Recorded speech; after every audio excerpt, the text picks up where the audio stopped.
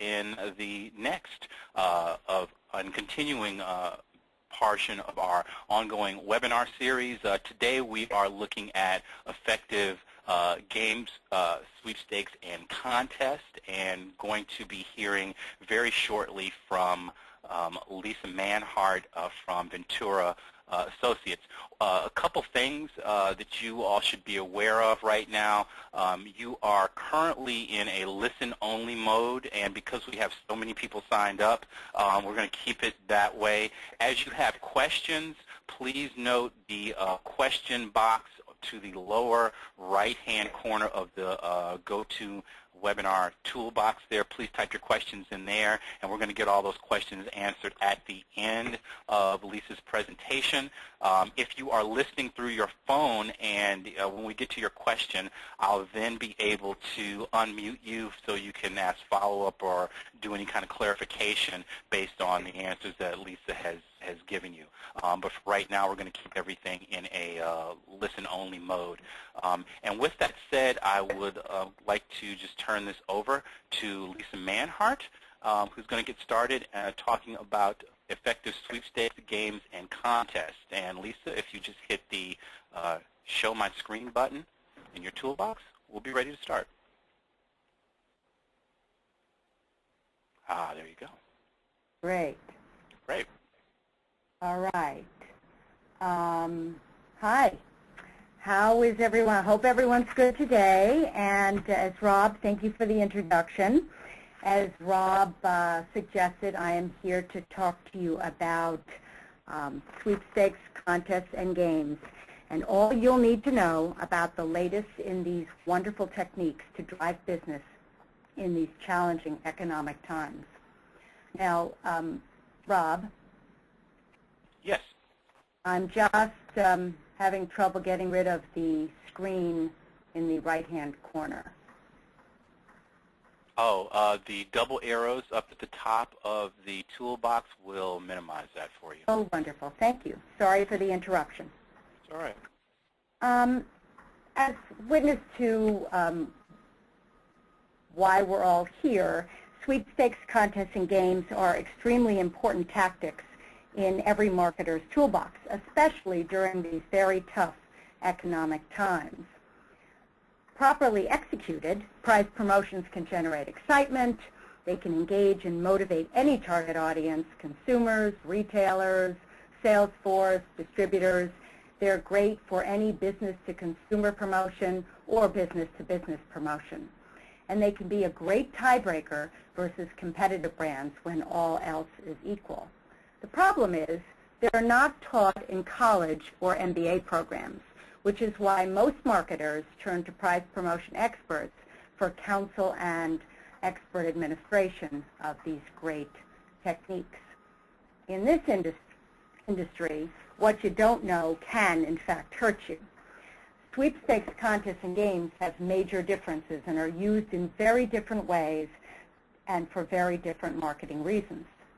Technology has driven new and very complex applications from user-generated contests to advert games, text messaging promotions, social media, etc. And there are 1,001 and maybe even more planning details that go into the flawless execution of any prize promotion. Staying on top of the legal issues is a full-time job in and of itself. So today, what you're really going to get in this webinar, or what I hope you're going to get, is a crash course in these great techniques. We're going to cover the basics of sweepstakes, contests, and games. We're going to be going into the latest technology-driven techniques. We're going to talk about prize structures and what you can do to optimize them. And though I won't spend a lot of time on it, we will be touching on the back-end issues from rules and registration to prize procurement, winner correspondence, prize fulfillment, and, of course, tax issues. Just as a basic primer, and some of you, of course, may be very familiar with this sort of thing, but I just wanted to get us all on the same page, our sweepstakes, contests, and games are governed by what we call in the trade the lottery laws, which basically say that only state lotteries can run a promotion that has a prize, random chance, and consideration, commonly known as purchase. So if you want to make a legal promotion, what we do with sweepstakes is we simply eliminate that requirement to purchase, hence the 3 famous words in our business, no purchase necessary. With a contest of skill, we have purchase in most states, we have a prize, but skill replaces chance. And you'll see when I start showing some of the examples. We'll start off with sweepstakes since they are basically the vanilla in our industry. What is a sweepstakes? Well, most of us know that it's a promotion that awards prizes based on random chance. And most of us also know that they're highly regulated and that purchase may be requested, but they cannot be required. When would you use a sweepstakes? Well, you certainly, I think it's pretty obvious that you'd use a sweepstakes to try to increase sales and impulse purchase. You also, and most of us know this, you can use a sweepstakes to generate traffic online or offline, depending on what environment you're working with. You can use it to provide a competitive advantage. You can increase advertising readership or survey compliance. You can force display compliance at retail. You can also increase direct mail response, or for that matter, email response. You can also draw attention to a new product, to educate consumers about product benefits, and lastly, a lot of us use it to collect a database. There are many, many different types of sweepstakes, and I'll just go over some of the categories. The first, very straightforward one, is random draw, where winners are chosen randomly from among all entries received. These are just a few examples of promotions that have used the random draw technique.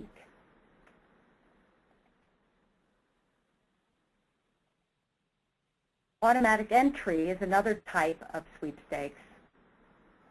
I'll show you a few examples. And probably the most common application of this is shopper cards, where if you go into, you might go into Duane Reade or Walbaum's or Walmart, etc., and you'll see a display for a sweepstakes, and it asks you to use your shopper card or your shopper key in order to enter. And if you do that, you're automatically entered. The important thing to remember with these kinds of sweepstakes is you must have a free method of entry, which is frequently go to a website and enter for free without using your shopper card, or send in a 3x5 card with your name and address. Another very popular type of sweepstakes is what we call the program learning sweepstakes. There are just a few examples of those. And basically, program learning sweepstakes are used quite effectively when you want to teach the consumer something. So if you want to teach the consumer about the benefits of your product or the benefits of your service, etc., or your client's service or product, you might ask them to answer some questions based on some information that you've given them prior to the entry mechanism. And that's a program learning. Pre-selected number sweepstakes, probably most of us are familiar with the direct mail sweepstakes, American Family Publishers, Publishers Clearinghouse, but many other companies use pre-selected numbers, commonly used in direct mail, but also used on the internet quite recently. And that is where each recipient of the offer gets their own unique number, and the recipient must perform an action, must claim, must send in an entry form, must go online and input their number in order to find out if they have one of the winning numbers. Another popular type of sweepstakes is the co-op sweepstakes. Ventura offers one. Certainly there are other companies that do. And that is a very economical and very, very, even more important in this day and age right now in the economy, where manufacturers will use a prepackaged sweepstakes, and the prizes are shared and all the entries are pooled, and prize winners are pulled from that pool of entries. It's a very cost-effective way of testing a sweepstakes in almost any kind of media. Moving away from sweepstakes, we get into games. Games award prizes to consumers based on random chance, as sweepstakes do, but they have an involvement device or provide more instant gratification. They, too, are highly regulated, and as sweepstakes are, purchase may be requested, but cannot be required. Probably the best reason to use a game is to create some excitement and buzz. They will be very, very compelling in engaging an audience interactively online or off. They can generate repeat web traffic and or repeat purchase. They can facilitate viral marketing, and lastly, they can help to build a database. As with sweepstakes, there are a variety of types of games. Probably the most common one is scratch and win. And the common element in these promotions is that there is a scratching device or latex covered spot under which is the winning or non-winning message. Another very popular device is a match and win using a prize code, and that's in which the recipient gets a unique code where they bring it to the internet or match it to a display to see if they're a winner. Decoder games are also quite popular. They are usually in some sort of scratch device, a scrambled message, scrambled winning or non-winning message, and consumers are asked to bring them to the internet through a particular site or television to some sort of blue screen to see if they have won. And here are a couple of examples of those. Online instant wins are very, very popular nowadays. Here are two examples of those where consumers get to interact, and they're quite a bit of fun online and very involving. More traditional games, on-pack, in-pack games. Here's an example of a promotion Snickers ran tying in with their association with the NFL. And you would buy or mail away for a free game piece. You would buy a Snickers, look inside, and you would have a code, and you would bring that to their website to see if you had won a prize. And this promotion awarded prizes every 60 minutes. So it was very, very, very popular. Collect and Win has an instant component. You have the Mystic promotion here where you could win instantly, or you could collect and win some sort of prize at the end if you collect all the pieces. Monopoly is a perfect example. The McDonald's Monopoly is a perfect example of one we see nowadays. Moving into the third technique, contests of skill. Contests are very different from games and sweepstakes in that they award prizes on the basis of skill, and every single entry is open and extracted and judged by a panel of experts. They're also very highly regulated, but the important difference is that purchase may be required in most states. You would use a contest to force purchase or increase sales. You might use one to stimulate new product usage ideas, like a recipe contest, to generate publicity, to encourage user-generated content, and I'll go into that a little bit more later. And they're generally recommended when the use of the product is important to contest participation. For example, a recipe contest for a food product, or a photo contest for a camera. As with sweepstakes and games, there are a number of different types of contests, one of which being a trivia or a fantasy league, and some of us have probably tried our skill in guessing the outcome of, predicting the outcome of the Final Four or the Triple Crown, etc. And this is on the right-hand side is an example of how Sports Illustrated challenged its readers and viewers on their website to predict the Final Four. We also have very topical contests, which are commonly recipe contests, photo contests, that sort of thing. You see a few examples of those. User-generated content promotions really promote networks of relationships where members of sites or a site contribute content in the form of journal entries, photos, videos, blogs, that sort of thing. The important thing to remember about a user-generated content promotion is that there are a number of different legal issues that may or may not have presented themselves in a traditional contest. Certainly, as with traditional contests, verifiable skill and specific judging criteria in the rules are very important. But unlike traditional contests, what many companies like to do is integrate a public voting aspect to user-generated content promotions. And that is great, very exciting, very involving, but we have to remember that if we leave the public if we leave the winner's selection up to the public, we could find ourselves in a situation where the actual winner or winners is not what our client or company that's promoting the contest would like to use to promote their product. And it becomes, can become, without proper rules, a popularity contest and not a true contest. Lastly, user-generated content promotions have a third legal component or third legal watch out for, and that is who owns the rights to the content that the entrants upload and who has ownership of the content after the promotion ends.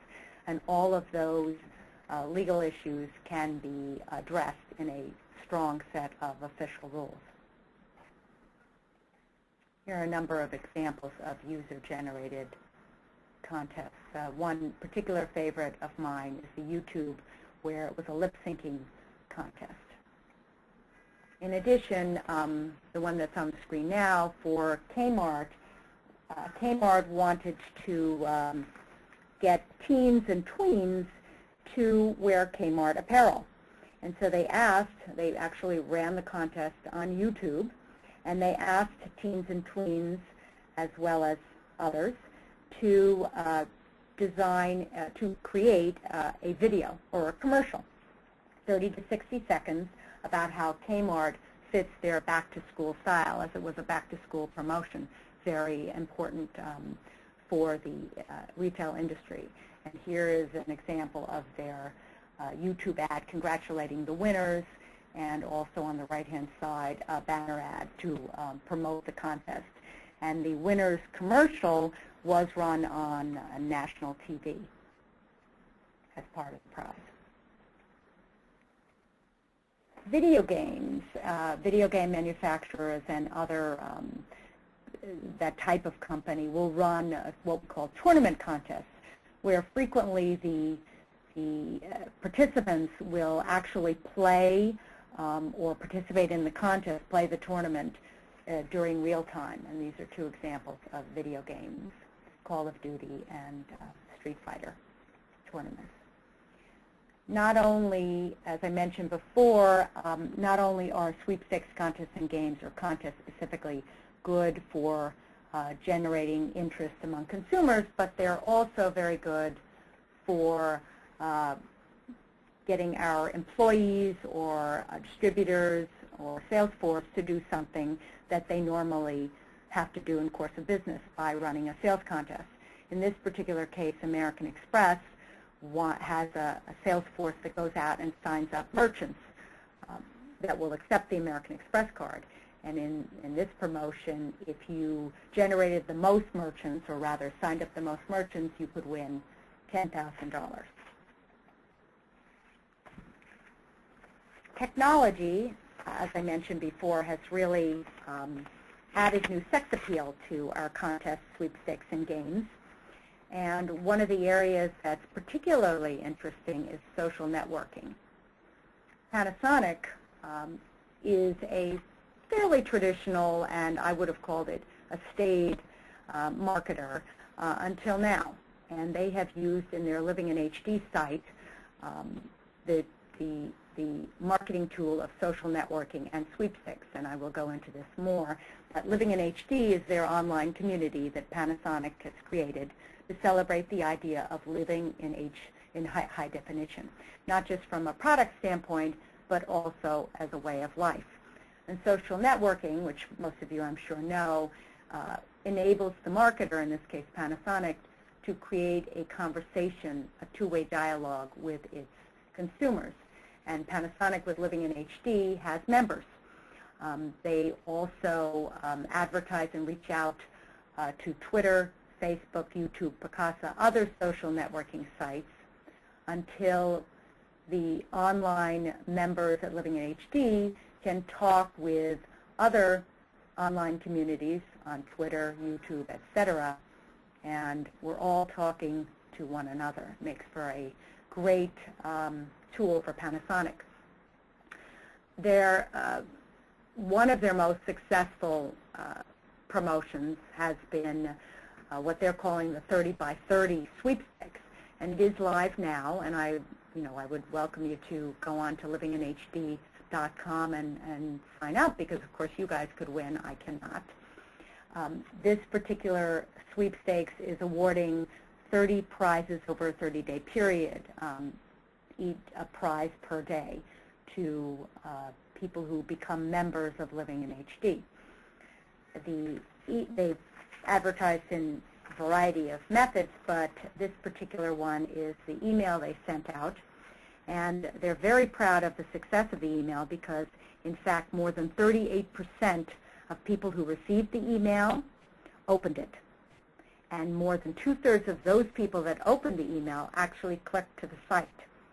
The promotion has been running 3 weeks, and already they have 20,000 new members joining the community. And when I say joining the community, it means the people obviously have entered the sweepstakes, but not only have they entered the sweepstakes, but they have created a profile and uploaded content.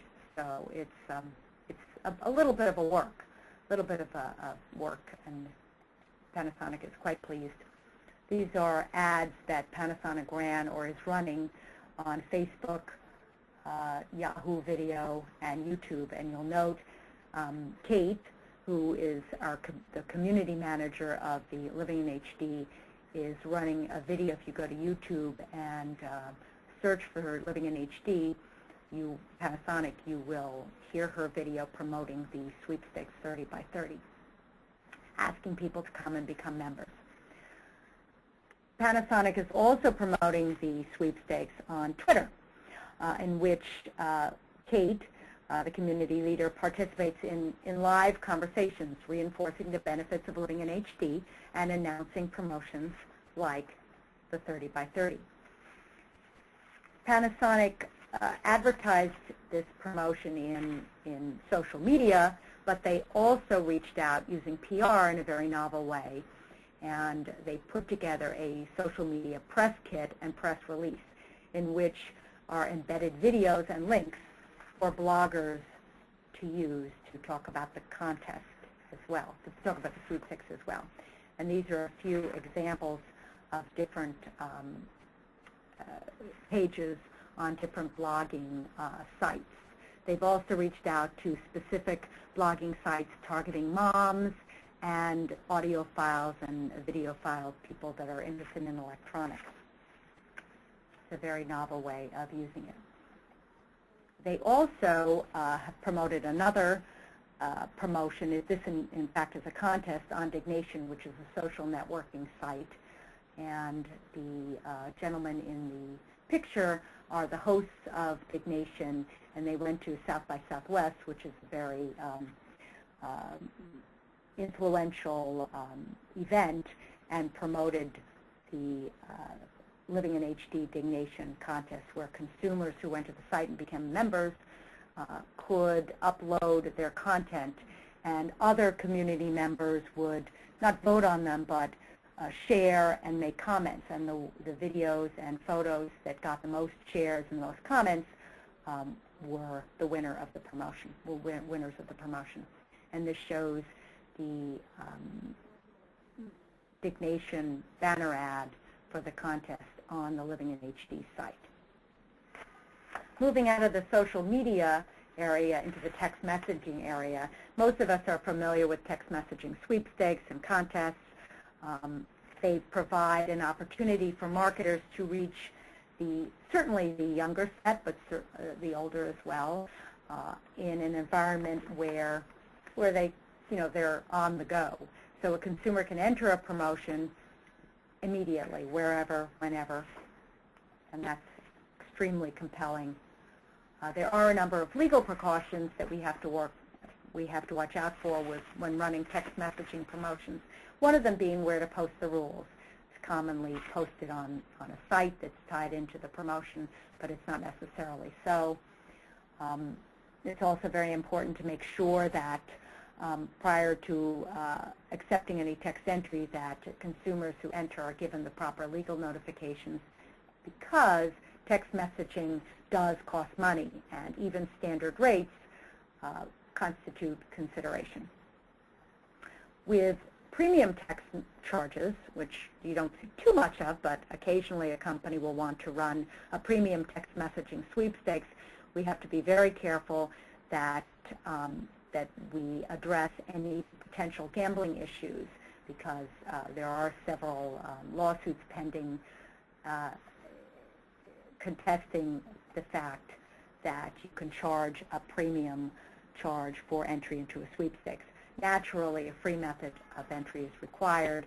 And lastly, the material, the promotion concept, and the short codes must be approved by the carriers that your client or the manufacturer wants to involve.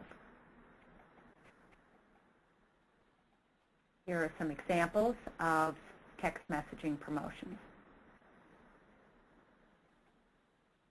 Viral marketing, most of us are familiar with now because it's been around for quite a while. The internet has taken it to new dimensions, but they're still quite popular in other media. The promotion on the left-hand side, the one for the United Emirates, is actually kind of cool because the entrant is asked for names of friends, and not only will the friends get a message about the promotion and encouraged to enter, but if I, who am entering, and I have my friends on there, if I enter and I win the prize, my friends that I've listed in my Friend Get a Friend part of the promotion actually get to go on the trip with me. So that's kind of cool. Prize structures, as you can well imagine, are pretty critical for all of these prize promotions, because if you don't have a good prize or prize structure, no one wants to enter. There are a variety of different types. Everyone wins, jumbo prize structure where the prize is an annuity or a lifetime supply of dog food or cat food, etc., lifetime supply of something. And then, of course, the more traditional tiered, where there's a grand prize, some middle prizes, and multiple lower prizes.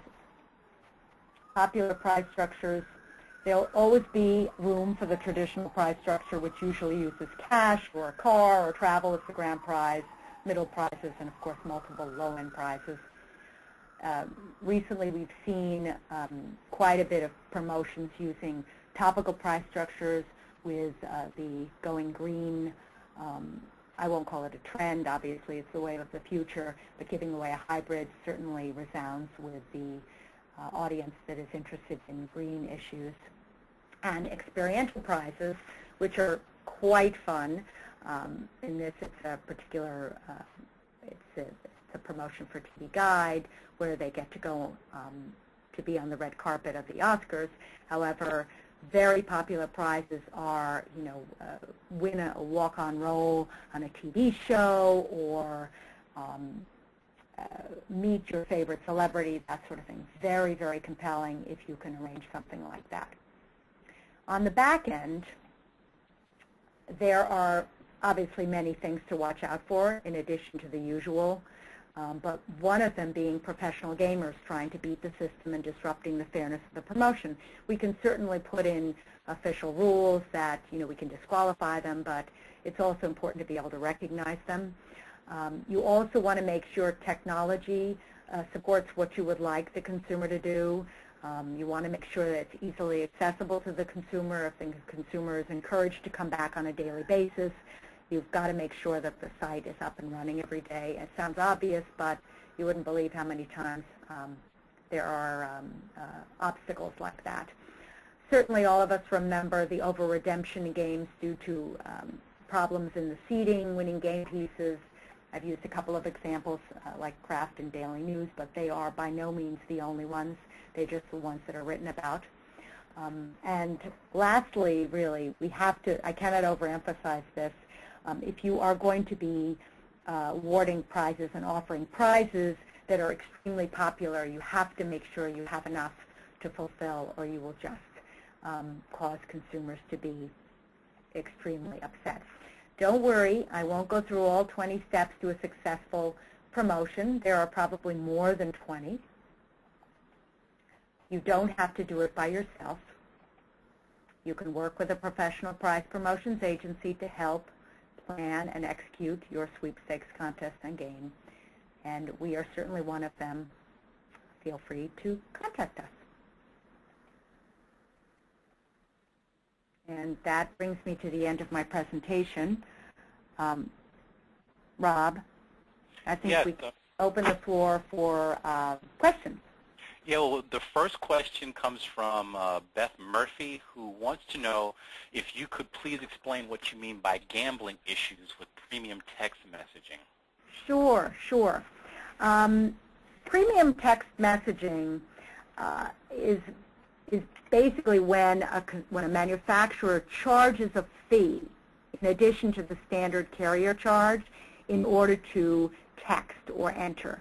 For example, you see them very commonly on TV programs, text to vote, and you'll be entered into a sweepstakes, that kind of thing, vote for your favorite American Idol. I mean, I'm sorry if I use examples that are very mass appeal, but that's what most of us can relate to.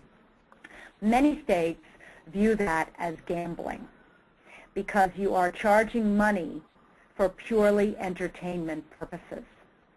And you're not allowed to do that. Even if you give a free method of entry, they still can be considered gambling. And in fact, right now in Georgia and California, there are two, I'm not sure what's happening with the Georgia one, that may have been settled, but in California there's a lawsuit pending, a class action lawsuit against, I believe it's Mark Burnett and a bunch of other companies that are involved in Deal No Deal. And they have said that the promotion violates the gambling statutes in California because there is no reason, the consumer isn't getting anything but entertainment. And that is not allowed, obviously, in California, except if you're a casino, et cetera.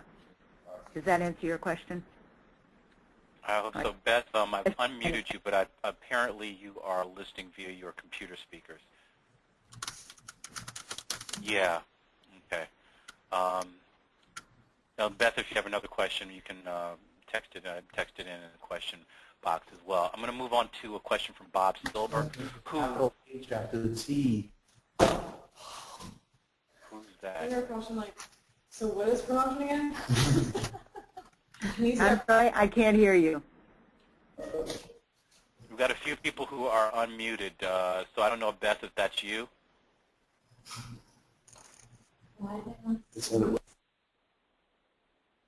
That must have been Beth.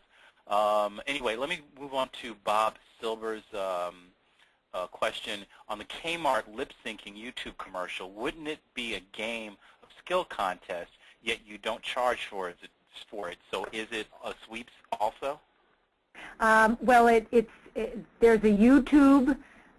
There was a lip-syncing contest, and then there was the Kmart commercial contest, I would call it. So which one?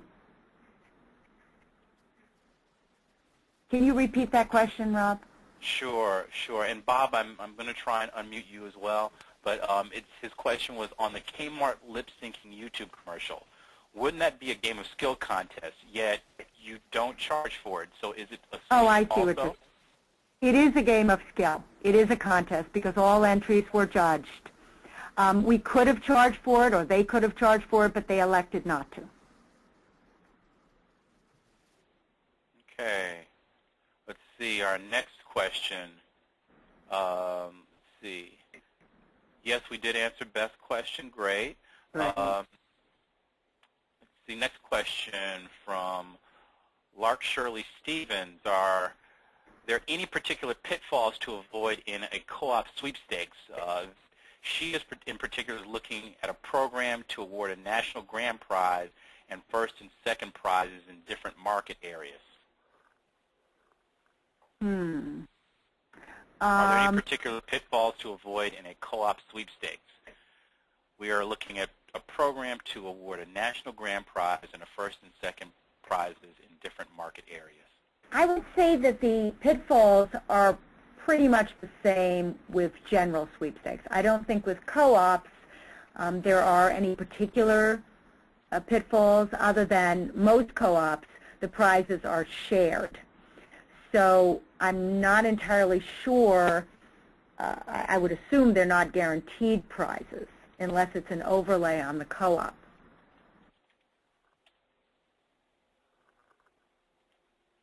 But to answer your question, none that are particular to co-op sweepstakes, other than just making sure that you're in fact going to get, you as a specific manufacturer are going to have specific prizes in each market.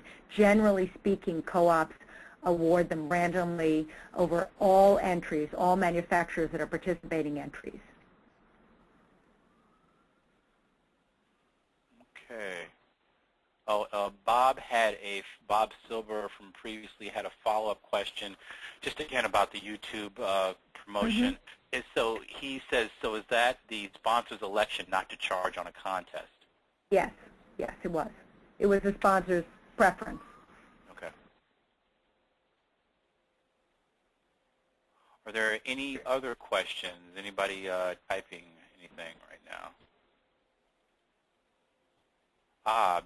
Becky Young wants to know, how do you feel about companies using contingency prize coverage when dealing with contests and sweepstakes?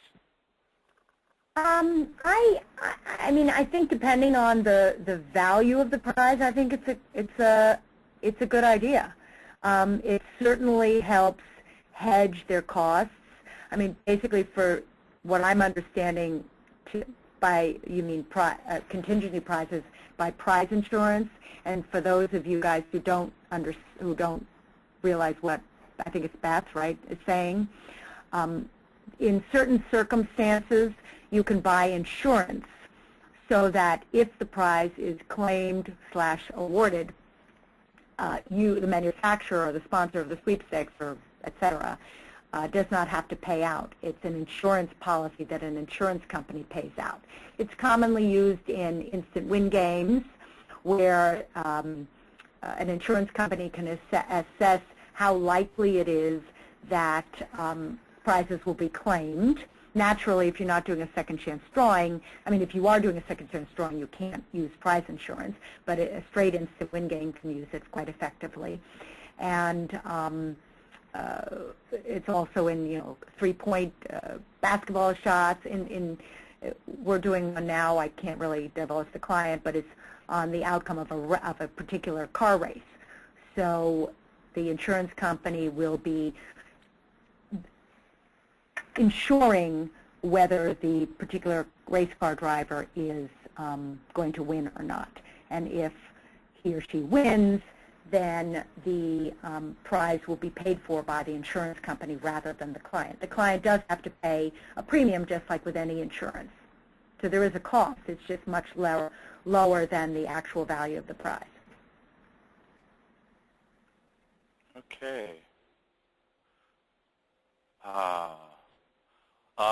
Becky also gives a follow-up, says, Lisa, contingency is only as good when there are contingency is only good when there are guaranteed prizes to go along with the contest. Would you agree? Yes, I would agree. I mean, we all want winners. We definitely want winners. So if all the prizes, if none of the prizes are awarded, it all makes everyone look bad. That's really why we primarily recommend a second chance drawing, to award unclaimed prizes. Obviously, that eliminates the use of a contingency, but we strongly recommend with an instant win game that we do a second chance drawing to award unclaimed prizes, so we will have winners.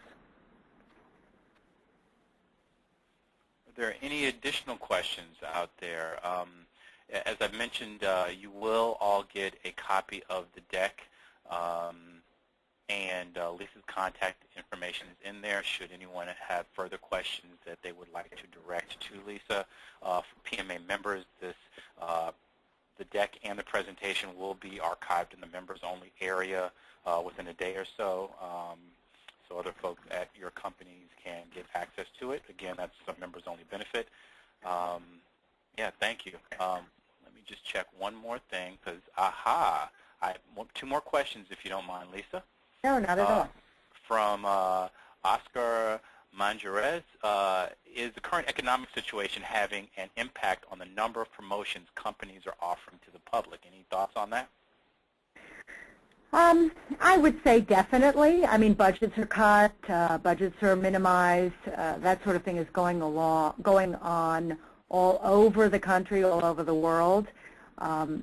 So I would say that what we're seeing is perhaps fewer promotions, and the ones that are offered perhaps have a less rich prize structure, but I think there's an end to that. We're seeing quite a bit of new business now, and I'm hopeful that at least in the promotions industry that the economy is turning around. Okay. And Nika Radfar asks, so why is pooled the best way to go when it's cheaper to just get prize insurance? Not sure why pooled is a good sweeps. Please clarify.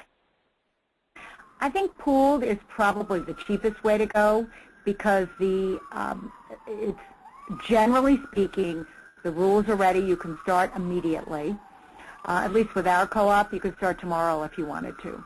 You don't have to prepare, I mean, other than your materials, but you don't have to,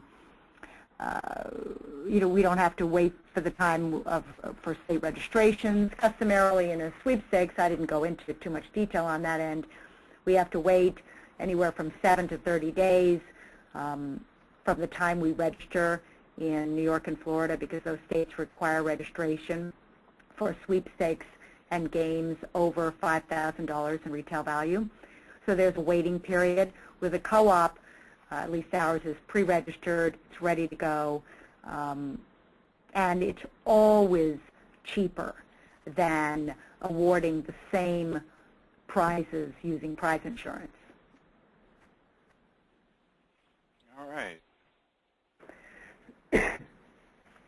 I think that would be it. I don't see any additional questions. Again, we'll get this deck out to everyone, and want to thank Lisa on behalf of the PMA for taking time to present this webinar, and want to thank you all for joining us this afternoon.